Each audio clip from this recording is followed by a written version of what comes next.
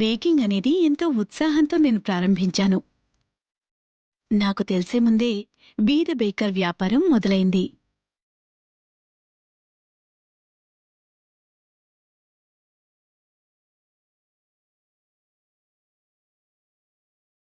మాతృత్వం అనేది నేను పొందిన అత్యంత అద్భుతమైన విషయం.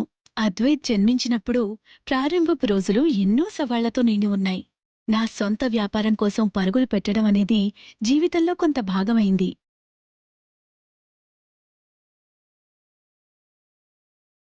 చిన్నపిల్లాణ్ణి చూసుకుంటూ బేకింగ్ కూడా చూసుకోవడం అంటే నా రెండు చేతుల నిండా పని ఉన్నట్లే అర్థం. నిజం చెప్పాలంటే నేనేం చేయాలో నాకు తెలియలేదు. నా బాబుని చూసుకోవడానికి ఎవరైనా దొరుకుతారేమో అని చూశాను. దాంతో నాకు కాస్త పని తగ్గుతుందని. అప్పుడు బాబు నాతో ఉంటాడు, నేను ఇతర పనులు చేసుకోగలను.